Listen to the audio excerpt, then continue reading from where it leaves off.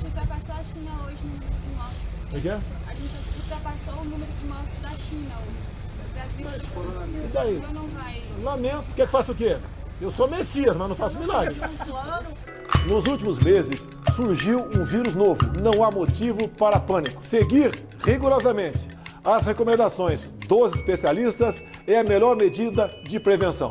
Em meu caso particular, pelo meu histórico de atleta, caso fosse contaminado pelo vírus, não precisaria me preocupar. Nada sentiria ou seria, quando muito, acometido de uma gripezinha ou resfriadinho, como bem disse aquele conhecido médico daquela conhecida televisão. Nossa vida tem que continuar. Os empregos devem ser mantidos. Algumas poucas autoridades, estaduais e municipais, devem abandonar o conceito de terra arrasada. Obviamente, temos no momento uma crise, uma pequena crise, né? No meu entender, é muito mais fantasia a questão do coronavírus, que não é isso tudo que a grande mídia propala ou propaga pelo mundo todo. Como presidente da República, eu tenho que tomar uma posição.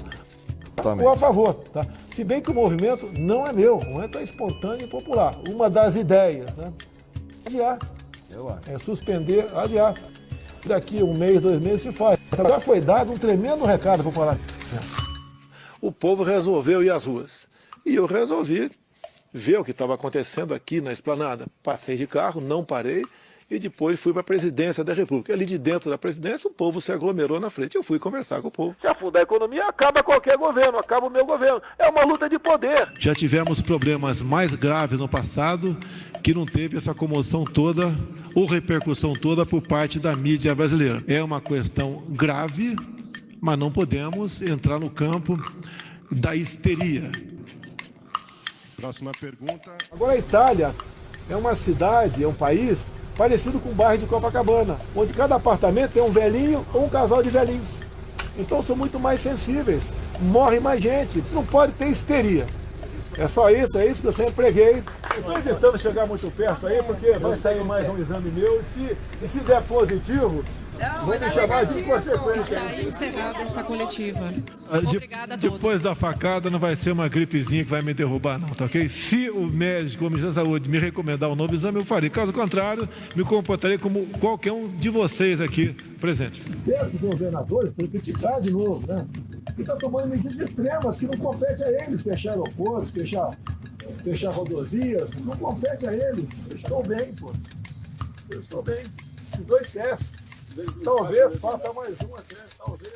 Agora há pouco, os profissionais do Hospital Albert Einstein me informaram que iniciaram o protocolo de pesquisa para avaliar a eficácia da cloroquina nos pacientes com Covid-19. Mais ainda, o número de pessoas que morreram de H1N1 no ano passado foram na ordem de 800 pessoas. A previsão é não chegar a essa quantidade de óbitos no tocante ao coronavírus. Espero que não queiram me culpar lá na frente pela quantidade de milhões e milhões de empregados na minha pessoa. Digo mais, brevemente, né, o povo saberá que foram enganados por esses governadores e por grande parte da mídia nessa questão do coronavírus.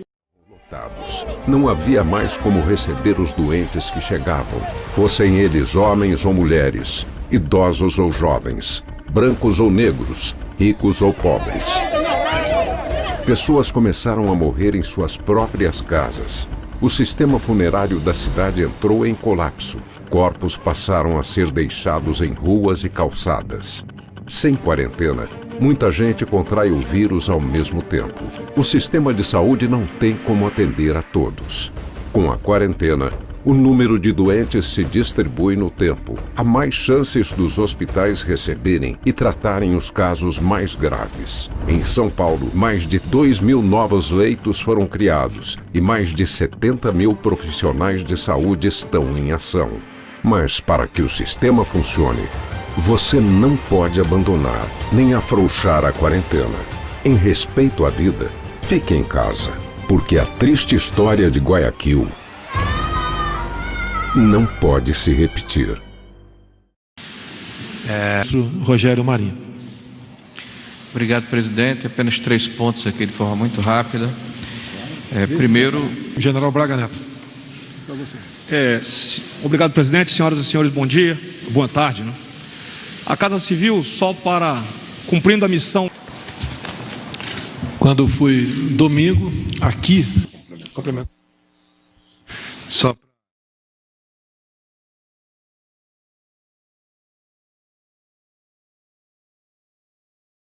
algumas pessoas falando que o Bolsonaro, exatamente por estar ocupando esse lugar para algumas pessoas, esse paizão legal, tá tudo bem, manda aqui que eu mato, sabe? Ele pode tirar proveito de coisas que estão acontecendo pelo coronavírus. Na minha visão, a estratégia dele, na verdade, ele se exime da responsabilidade ao não fazer nada. Quem vai ter que tomar a decisão são os governadores e prefeitos.